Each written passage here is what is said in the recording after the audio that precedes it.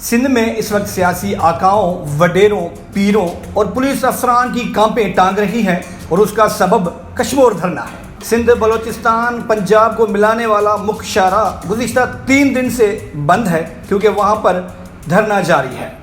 کل تک S S P امجد شیخ مظاہرین کو دھمکا رہا تھا کہ دھرنا ختم کریں ورنہ گولیاں چلا دوں گا، آج منتیں کر رہا ہے۔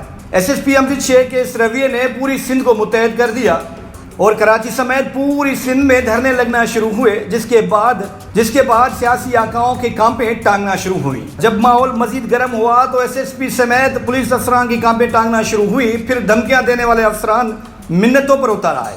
آپ ذرا سوچیں، پولیس مخبی جے دیپ کمار، مکھی جگدیش کمار، ڈاکٹر منیر نائچ، ساگر کمار اور دیگر مخبیوں کو بازیاب کروانے کے لیے کوئی ایکشن نہیں لیتی، مظاہرین کو دھمکانا شروع کر دیتی ہے، گالیاں دیتی ہے۔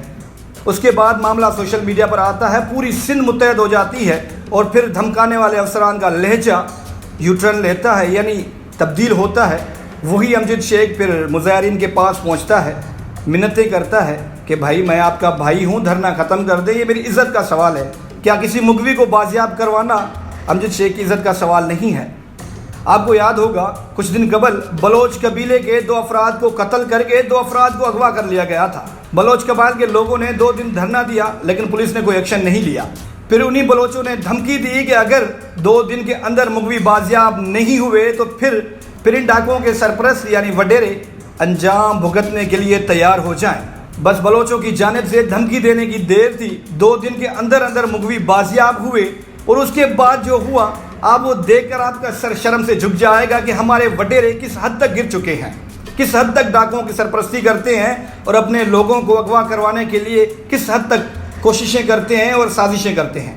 اس کے بعد تیغو خان تیغانی اپنے دوستوں کے ہمراہ بلوچوں کے پاس پہنچا، منتیں کی، معافیاں مانگی، وہ ویڈیو وائرل ہوئی تو اس کے بعد تیغو خان تیغانی پر یہ سوال اٹھنا شروع ہوا کہ یہ بھی ڈاکوؤں کا سرپرست ہے۔ محض بلوچوں کی ایک دھمکی کی وجہ سے اس کی کانپیں ٹانگنا شروع ہوئی۔ وہ بلوچوں کے پاس پہنچتا ہے، منتیں کرتا ہے، لوگوں کو بازیاب کرواتا ہے اور اپنے کیے پر شرمندگی کا اظہار کرتا ہے، یعنی ندامت کا اظہار کرتا ہے۔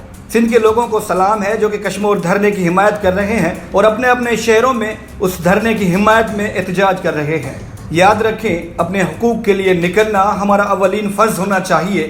یہ محض کشمور کے مخبیوں کا معاملہ نہیں ہے، پوری سندھ کا معاملہ ہے۔ اگر اسی طرح جدوجہد جاری رہی تو پھر وہ دن دور نہیں، سندھ میں قانون کی حکمرانی قائم ہو جائے گی، سندھ میں ڈاکوؤں کا راج ختم ہو جائے گا، سندھ میں وڈیروں کا کلچر ختم ہو جائے گا، سندھ میں سرداری نظام ختم ہو جائے گا۔ سیاسی پنڈت، پولیس افسران اور دیگر وڈیرے پریشان ہیں کہ کہیں یہ کشمور دھرنا تحریک میں نہ چلا جائے، یعنی تحریک نہ بن جائے۔ اگر یہ تحریک بن گیا تو پھر ان سیاسی پنڈتوں کا، وڈیروں کا، پولیس افسران کا گھیرا تنگ ہو جائے گا اور سندھ میں ایک انقلابی طور پر تبدیلی آ جائے گی۔